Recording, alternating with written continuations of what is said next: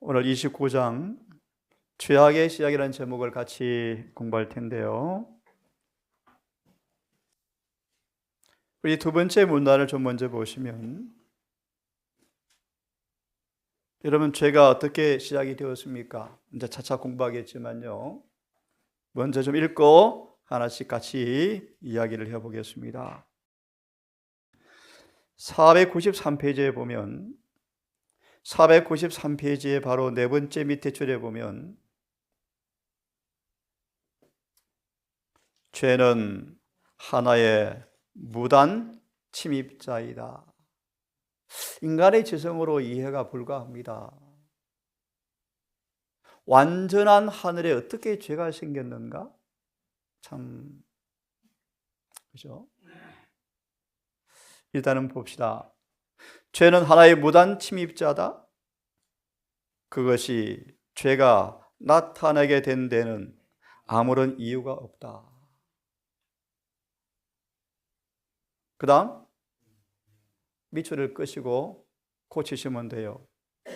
죄는 오묘한 것이 아니고요, 원문을 보시면 맞습니다. 이슬 빼먹었습니다. 죄가 생긴 것에 대해서는 누구도 설명할 수 없는 비밀, 미스터리, 오묘하지만 죄가 왜 생겼지?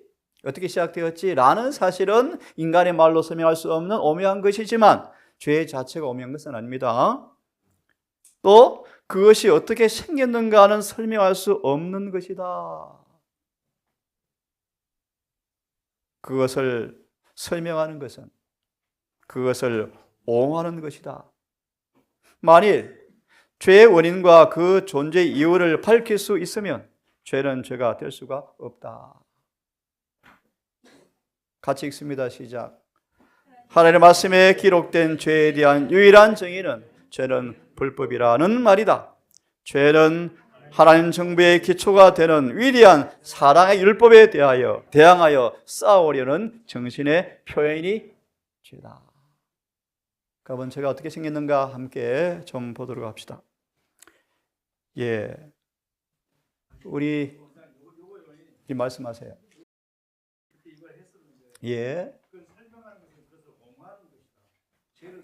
쉽게 말하면 무슨 설명한단 말이, 이 번역이 좀 그래요. 합리화되어지면, 하나님 뭐가 문제가 있었네, 그러니까 생겼, 이런 게 설명할 수라는 번역을 했는데, 그것이 합리화되어지면, 예를 하나 들면 선악과 안 만들었으면 죄 안 지었지, 왜 만들었어? 이 정신이 어디서 왔죠? 핑계, 변명의 정신이요. 그래서 설명할 수 있단 말이 오면은 합리화되어지면, 죄 당연히 생길 수밖에 없었네. 그럼 누구 책임이요? 하나님 책임이죠. 그런 의미에서 설명할 수 있다, 그런 뜻이에요. 근데 아무도 설명할 수 없어요. 하나님은 아시는데요. 나중에 에스겔 28장을 나중에 보세요. 대쟁투가 끝난 다음에 그것을 확실히 알 수 있대요. 저렇게 시작되었네. 에스겔 28장 나중에 주석에 봅시다. 보셨습니까?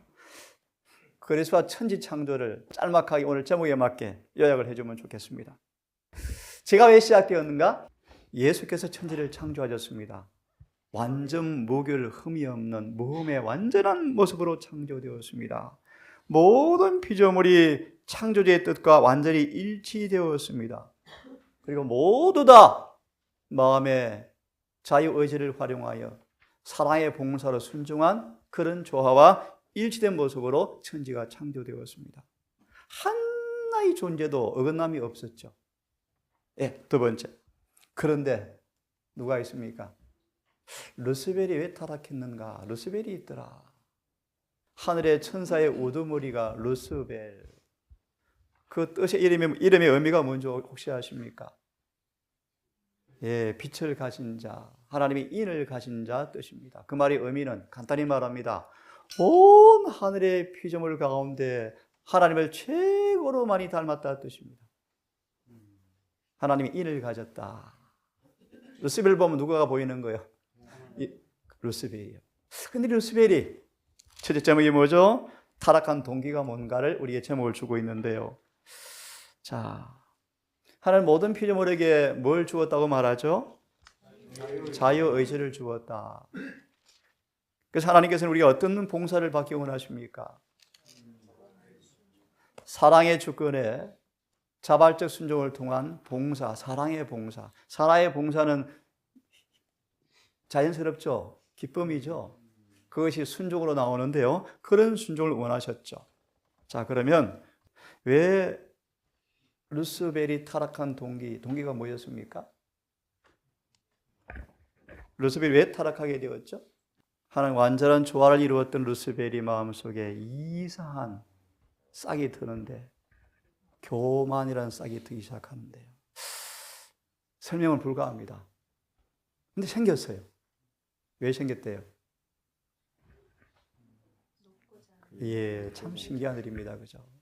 너무 아름답고, 너무 거룩하고, 모든 천사들의 우두머리 이에게 참 설명이 어렵습니다. 모든 우주 거민들이 주님께 드리는 최상급을 뭐해요? 시기 질투했답니다. 참 신기한 일입니다. 시기 질투했대요. 참 신기해요. 정언은 말하죠. 가장 고치기 어려운 죄, 모든 인간의 품성을 더럽히는 죄가 뭔가? 시기 질투다. 왜 시기 질투를 품죠? 교만이라는 죄 때문이에요. 교만이 왜 생기죠? 예, 정언을 보시면 이기심이다. 이기심이 뭐요? 자기 중심의 생각이요. 주님이 온 천사들 앞에 최상권의 경배를 받자 이 루스벨, 기껏 피조물에 불과한 그가 에서 28장처럼 나도 그분과 비길이라. 참. 건너뛰읍시다. 여러분, 신약 성경에 자무하에 교만과 사람의 칭찬을 조금도 받고 싶은 마음이 전혀 없는 자무하의 사랑의 봉사의 대표 명사 사람이 있습니다. 누구죠? 예수님을 놔두고요. 침례 요한이요. 사단이 아시죠? 이 요한의 마음에도 뭘 살짝 넣어주고 싶었어요. 예수님에 대한 시기를 넣어주고 싶었는데 요한이 단호하게 뭐 합니까? 안 넘어가요. 어떻게 고백했죠? 예, 그는 흥하고 나는 정언은 말합니다. 이기심의 도끼에 전혀 물들지 않는 품성의 소유자였다. 이 루스벨이 신기하게도 잘난 체 하려고요. 교만은 이해가 불가합니다. 어떻게 예수님과 비깁니까? 그 교만을 싹 틈으로 시기 질투가 타락의 동기라고 말합니다. 다시 부연합니다. 원인 설명 불가합니다. 어떻게 그 완전하게 지은 루스벨의 마음에 왜 그 일이 왔는가 저는 모르겠어요. 아무도 설명이 못합니다. 여하튼 그렇게 시작이 되었습니다. 특별히 하나만 좀 언급할까요? 루스벨은 하나님의 경영에 참여하는 것이 허락되지 않았다. 여기에 여러분 하면 조금 우리 생활에 적용되는 그 하나의 교훈을 좀 배웠으면 좋겠습니다. 뭔가 소외된 느낌이 드십니까? 뭔가 제쳐지는 느낌이 드십니까? 뭔가 나를 멸시하는 느낌이 드십니까? 그때 십자가에 달린 주님을 바라보시고 어떤 경우에도 우리 마음속에 사단이 시기 질투를 넣어주는 그 악한 유혹의 가마에 굴복하지 않는 모두가 되기를 간절히 바랍니다. 아멘. 드디어 루스벨이 모반을 하는데요. 드디어 이런 마음을 보면 루스벨이 모반을 일으켜요. 모반. 혹시 모반이 민수기에 나오는 장면 기억하십니까? 고라, 다단, 아비람이요. 이 배역이 또 어디에 또 등장한 줄 아세요? 1888년 미네아폴리스에요. 이 일이 또 지금 재림교회 어떻게 벌어진 줄 아세요? 재림교회 대다수가요. 자아가 신이래. 자아가 신이요. 자아가 신. 그래서 회의하면요. 회의가 길어지고요. 서로 싸우기도 하고요. 불패의 정신을 한 천사 접근하면서 퍼뜨리기 시작했대요. 퍼뜨리기. 자신의 원래 목적은 감추고 은밀한 방법으로 활동했다. 아침에 문자를 받았습니다. 집사님이. 새벽기도에 좀 꽤 많이 새가 설교했죠. 사단의 전략과 전술, 교회를 어떻게 공격하는지 소름 끼치도록 많이 들었대요. 뼈에 사무쳤대요. 예. 사단이 아주 은밀한 방법으로 모반을 계획합니다. 이게 잠언에 나오죠. 마귀의 선교 전략. 우리 공동체 특별히요. 두 사람 만나서 사실은 저 사람에 대해서 수군수군 하는 것, 모반의 징조요. 모반의 징조예요. 맞아. 저 원장님 저 서운했어. 너도 그랬지? 모반의 징조래요. 이게 하늘에 시작된 루시벨의 죄의 시작의 모습의 연출이래요. 그들을 가리켜서 하늘에서 이렇게 이름을 붙였습니다. 마귀의 선교사들이다. 동산에는 마귀의 선교사가 한 명도 없기를 바랍니다. 타인의 결정을 말하고 싶거든 말하고요. 기도하래요. 그에게 내 몸처럼 사랑할 때까지 침묵하래요. 그리고 내 몸처럼 사랑할 마음이 있으면 옮기지 마시고 당사자를 찾아가서 무릎을 꿇고 말해요. 함께 기도하래요. 그리고 사랑으로 권고해 줘요. 이런 멋진 모습이 동산되기를 바랍니다. 수근수근 헐뜯는 것, 남의 결함을 옮기는 것, 서운한 감정을 퍼뜨리는 것, 전부 마귀의 모반의 동조자들입니다. 예, 특별히 사단이 어떻게 모반을 냈죠? 천사들은 뭐가 필요 없다? 율법의 규제를 받을 필요가 없을 만큼 탁월한 존재라고. 이 누가 이렇게 제지었죠? 신약에 예수님 제자 가운데 우두머리가 베드로요. 베드로요. 자기 과신의 정신이죠. 자기 신뢰의 정신이 자기 신뢰. 피조물은 한순간도 하나님을 의지하지 않고는 할 수가 없는데요. 감히 루스벨이요. 자아 과신이에요. 자아 과신. 천사들의 존재는 너무나 거룩해서 율법의 제재를 받을 필요가 없는 것처럼 뭐합니까? 착각시켰죠. 모든 피조물들은 율법의 지배를 받아야 뭐합니까? 행복하여 자유스러워요. 그렇게 모반을 했답니다. 그런데 하나님은 오랫동안 참으시면서 초기 문집인가요? 루스벨을 3번씩 소환하죠. 자, 오랫동안 참으십니다. 근데 이 말씀을 좀 보세요. 496페이지. 참 의미심장합니다. 루스벨 자신도 처음에 자기가 어디로 흘러가는지를 알지 못할 정도로 저는 기만적이에요. 무섭죠? 교회적인 구걸의 말씀을 계시록 5장을 주석한 거 기억납니까? 다시요. 루스벨 자신도 지금 그가 취하는 행동의 결과가 어떻게 흘러갈지를 그도 뭐해요? 몰랐대요. 무슨 말이에요? 계시록 5장을 깊이 연구하라. 왜요? 마지막 사업을 이익을 감당하노라는 사람들이 죄가 무엇인지에 대해서 뭐 하고 있다? 기만을 당하고 있더라.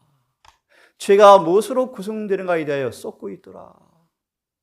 사단도 자신도 쏟았대요. 7장이 내릴 때 수많은 개신교인들이 가슴을 치고 운대요. 우리가 쏘갔구나. 얼마나 은밀하게 사단이 비밀로 쏘기는지요. 7장이 내리고 나서야 일요일이 엉터리였네 깨닫는데요. 영남자매는 미리 온 거 환영합니다. 7장 받을 뻔했어요. 7장요. 그죠? 7장 받을 뻔했어요. 참 무서운 얘기예요. 이런 말씀까지 했습니다. 그는 자기가 잘못되어 있고 하나님의 주장이 정당한 것도 깨달았다. 또 깨달아요. 조기모님 말씀 보시면요, 막 사랑에 강건되어서 저를 버리고 싶은 충동이 생겼대요. 마치 누가 그랬죠, 신약에? 가롯 유다가요. 뭐 할 때요? 맞습니다. 세종예식 할 때. 유다가 막 미칠 정도로 저를 버리고 싶었대요. 그런데요, 건너뛰어서 한 얘기를 드릴까요? 벨릭스. 그가 뭐요? 예, 시방가라 그 말씀에 그가 구원받기는 원했지만 회개는 하지 않았다. 구약에 또 누가 그랬죠? 발람이요. 의인처럼 살기를 원했지만 살지는 않았다. 그죠? 두 마음을 품은 사람들의 모습이요. 기억하죠, 여러분. 많은 사람들은 구원을 희망만 하다가 멸망한다. 많은 사람은 변화를 바라게만 하다가 멸망한대요. 자, 루스벨이 천사들을 속입니다. 어떻게 속입니까? 긴 얘기 다 할 수 없으니까 사단이 어떻게 속였죠? 루스벨이 어떻게 천사들을 속였어요? 힌트를 줄게요. 하나님의 품성에 대해서 뭐 합니까? 네, 한번 얘기해 볼래요? 어떻게 기발을 베풀죠? 갈라디아 말씀 보시면 그런 말씀이 있죠. 너에게 자유를 준다 하지만 실상은 자유를 빼앗는 마귀요 마귀. 동료 천사들 앞에 거룩한 존재인지라 주의 율법의 구속에 받을 필요가 없다라고 사실은 하였지만 자유를 약속하지만 실상은 뭐요? 기만이었어요. 점점 루스벨 자신도 뭐가 없어져가는 마음속에요. 알죠? 불안, 염려가 생기기 시작하죠. 자, 그러면서 이렇게 이 말씀을 제가 다 요약해드리지 못하지만 어떻게 루스벨이 기만을 베풀었는가? 하나님의 품성을 어떻게 하죠? 속여요. 루스벨이 어떻게 하나님의 품성에 대해서 기만을 베풉니까? 뭘 부각시키고요? 무엇을 뭉개버리죠? 하나님의 공의를요, 의미하심을요, 부각시켜서 내가 결국 율법대로 살면 하나님의 뭐 된다는 겁니까? 뭐 종이 되는 것처럼, 노예가 되는 것처럼, 자유가 없는 것처럼 속이고 그분의 품성을 왜곡시켰죠. 왜곡시키는 방법으로 사단이 기만을 했답니다. 반역의 결과가 어떻게 되었습니까? 반역의 결국 싸움이 벌어지게 되었고 사단의 정체는 폭로되었고 그의 마음에 생긴 씨앗이 싹 터져 정체가 다 폭로되었죠. 폭로되었고 방금 말한 것처럼 하나님께서 이제 싸움이 벌어진 결과로 그 다음 말씀요. 그리스도와 사단과의 대쟁투를 통하여 온 하늘에서 그들이 쫓겨났죠. 그래서 대속죄일 때 우리의 죄를 마지막 다 증가받을 염소 이름이 뭡니까? 아사셀. 그 뜻이 뭐죠? 내어 쫓김을 당한 자 뜻이. 내어 쫓김을 당한 자. 예, 하늘에서 천사가 쫓겨났습니다. 그 다음 제목을 봅니다. 그리스도와 사단과의 큰 싸움. 참 이 일은 우리 재림교회만 이해할 수 있는 참 대쟁투의 역사관인데요. 참 이해할 수 없는 일이지만 여러분 질문을 드리면 이렇게 질문을 드립니다. 그리스도와 사단과의 싸움의 쟁점, 포커스가 무엇입니까? 예, 대쟁투의 쟁점이 뭐죠? 하나님의 율법에 가는 것이었죠. 더 폭넓게 말하면 하나님 품성에 가는 것이었죠. 그러면 사단이 어떻게 쟁점을 어떤 내용으로 부각시켰나요? 어떻게 전쟁을 벌였나요? 몇 가지 요점으로? 율법을 뭐 해야 한다? 변경. 예? 여기도 폐지해야. 예, 폐지해야 한다. 또요, 다른 말로? 또 다른 쟁점이 뭐죠? 율법을 지킬 필요가 없다. 율법 무용론. 또 뭐요? 여기는 나오지 않지만 또 우리 여러 말씀으로 종합해서 하면 율법을 고쳐야 한다. 또 뭐요? 율법을 지킬 수 없다. 이런 이슈로 율법에 대한 전쟁을 시작했죠. 건너뛰어서요. 사단이 이 주장을 과학으로 만들려고 어떤 일을 획책한 줄 아셔요? 어제 우리 집사님 설교하셨어요. 예수님을 바꾸어 놓은 거예요. 예수님을 다른 예수로 바꾸어 놓으니까 죄가 뭐가 되어져요? 화학이 되어버렸어요. 오늘 심지어 재림교회마저 목사들마저 율법 순종해야 구원 받는다고 가르치는 목사가 별로 없어요. 율법을 못 지킨다 그래요. 자, 건너뛰어서요. 사단이 이 자신의 하늘에 시작된 주장을 관철시키기 위해서 지상 역사 마지막 무대 클라이막스, 연극의 주연, 최후로 벌어지는 마귀의 연극이 뭡니까? 다시요. 이 하늘에 시작된 그의 사단 자신의 주장을 관철시키기 위해서 지구 역사 종말에 마지막 펼치는 그의 뭡니까? 마지막 그의 무대가 뭐죠? 맞습니다. 안식을 못 지키게 하는 거예요. 일을 지키게 하는 거예요. 이 싸움이 마지막 지구 종말의 마지막 시험의 무대예요. 오늘 주제는 아니지만 질문도 드립니다. 이 싸움에 승리할 유일한 비결이 뭡니까? 맞아요. 믿음으로 말미암아 의롭게 되지 않고는 아무도 죄에서 벗어날 자가 없어요. 외적으로 제칠을 안식일을 지키지만 거듭나지 않은 사람들은 짐승의 표를 다 받는데요. 중요한 얘기 하셨어요. 자, 그 다음 넘어가십시다. 뭐 다 반복되는 말씀 같은데요. 예수께 대한 사탄의 도전 참 쫓겨났죠. 예. 우리 한번 건너뛰어서 하나님께서 루스벨이 반역할 걸 다 아셨죠. 근데 왜 그걸 제지하지 아니하시고 그냥 용납하셨습니까? 시간이 좀 있으니까요. 부자 선지자 42페이지를 펴서 읽고 마무리합시다. 참 어려운 주제인데 그죠? 아주 어려운 주제입니다. 이해는 되어지지만 설명이 참 어려운 주제입니다. 자, 우리 부자 선지자 42페이지 원문 42페이지 우리 폈으면 같이 우리 좀 읽으면 좋겠습니다. 왜 하나님께서 죄를 용납하셨는가? 왜 루시벨의 반역이 무르익도록 허락하셨는가? 폈습니까? 42페이지 내려가시면 비록 그가 하늘에서 추방되었을 때라도 있습니까? 예, 찾았으면 다 함께 마음을 합쳐서 천천히 읽어봅니다. 비록 그가 하늘에서 추방된 때라도부터 읽어보겠습니다. 자, 시작. 추방되었을 때라도 무한하신 지혜자는 사단을 멸하지 않으셨다. 하나님께 가라앉을 수 있는 것은 오직 사랑의 봉사뿐이었으므로 당신의 피조물들의 충성은 하나님의 공의와 자비에 대한 확신에서 우러나와야 했다.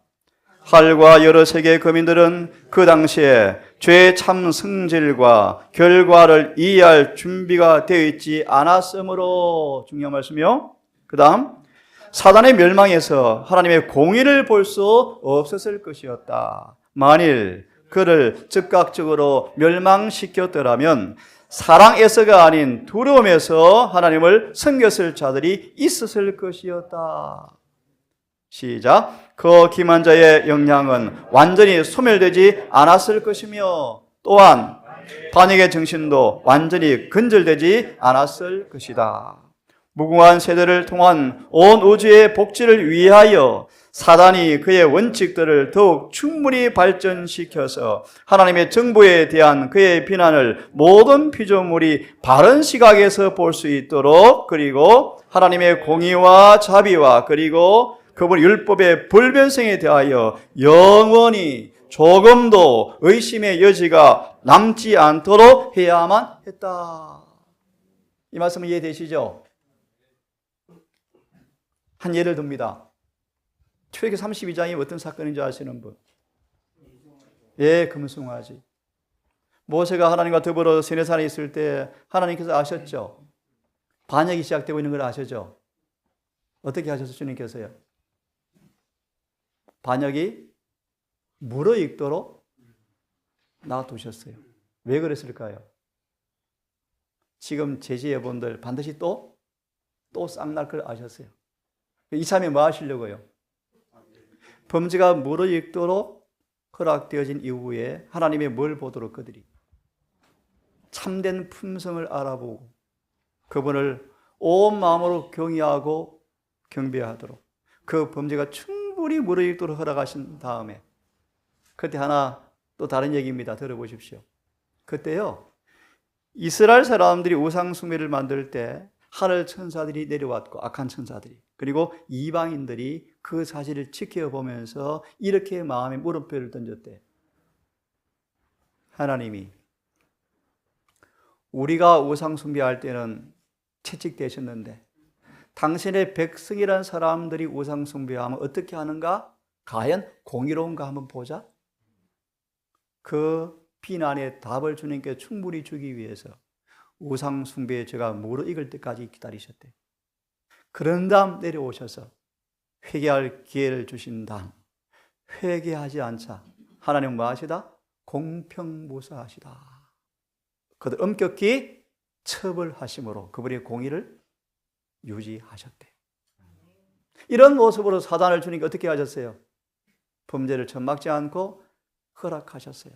왜요? 이미 퍼뜨린 전염병 또 루시벨 자신에게 생긴 죄의 씨앗이 말끔히 원인이 규명되어지고 하나님은 책임이 없다는 사실이 완전히 드러나야 다시 하늘은 뭐가 되어집니까? 예, 맞습니다. 만약 그때 진정 마귀 혼자 마음에 죄짓고 있을 때 루시벨 이리 와 죽여 하면 어떻게 될까요? 하늘의 천사들이 하나님 무서워. 저 루시벨 아무 잘못도 없는데 얼마나 얼굴도 잘생겼고 착한데 왜 그래? 그들이 뭐가 생겨요? 영원히 지워질 수가 없대요. 루시벨 자신도 모르니까 그죠? 하나님의 공의가 충분히 드러나고 율법의 영원한 불변성이 드러나고 하나님의 품성을 옹호하기 위해서 부득이하게 죄가 생겼지만 주님께서 뭐 하셨어요? 용납하셨죠. 자, 마지막으로 읽고 마칩시다. 죄의 소멸. 죄의 소멸. 이 말씀은 여기를 읽고 마무리합시다. 503페이지 마지막 문단. 마지막 심판이 집행될 때 있습니까? 한번 같이 읽어보겠습니다. 시작. 집행될 때 제가 존재할 아무런 이유가 없었다는 것이 이때가 언제입니까? 맞습니다. 천년기가 끝나고, 천년기 끝나면 어떤 일이 생기죠? 스가랴 말씀에 예수님이 예루살렘 성과 함께 감람산이 올 때 감람산이 동서로 쫙 갈라지면서 그 연차갈 텐데요. 그때 어떤 일이 생기죠? 맞습니다. 곡감하고 둘째 부활이 있죠. 그때 생각하고요. 하늘에서 그들이 왜 멸망받을 이유를 다 파노라마처럼 다 보여준 다음에 어떤 일이 생깁니까? 맞습니다. 이제 심판이 베풀어질 때. 읽습니다. 다시 읽습니다. 시작. 마지막 심판이 집행될 때. 예. 온 세상의 심판에서 내가 어찌하여 내게 반역하고 내 하나님의 말씀을 내게서 빼앗아가느냐고 심판하실 때 내 진자는 아무런 변명할 수 없을 것이다. 모든 입은 닫힐 것이고 모든 반역의 군사들은 오직 원해질 것이다. 예, 유구무원이라는 단어가 신약에 한번 나오죠. 마태복음 22장 예복을 입지 않은 장에 보면 그들이 유구무원이더라. 왜 예복 안 입었니? 유구무원이더라. 그 다음 읽고 마칩시다. 그만할 때까지 시작. 갈바리에 율법의 불면성을 말해주는 한편 죄의 값이 사망이라는 것을 온 우주에 선포한다. 우주께서 인정하시면서 다 이루었다고 외치실 때 사단의 멸망을 알리는 종이 울렸다. 오랫동안 계속하여 온 제재들은 이제 판가름이 나고 죄악의 최종적 도말이 확정되었다. 예, 거기까지요. 이 일을 위해서 마지막 증인으로 주님이 우리를 택하시고 결론요? 여러분 속에 죄가 소멸되어지는 한 백성을 만들어내셔서 사단아, 너 존재할 이유가 없지. 죄는 불필요한 것이지. 죄는 끝내야 되겠지. 너도 끝내야 되겠지. 그 목적으로 지금 하늘 성소가 정결해지는데 주님은 성소 정결해진 한 백성을 소유하실 거예요. 그들을 통해서 이 일을 이루실 거예요. 여러분 모두 이 일에 성소 정결 운동에 참여하셔서 주님의 동력자로 마지막 아마겟돈 전쟁에 사단의 진영을 완전히 물리치는 주의 군사로 징집되기를 간절히 바랍니다. 묵상한 다음 오늘 교과를 마칩시다.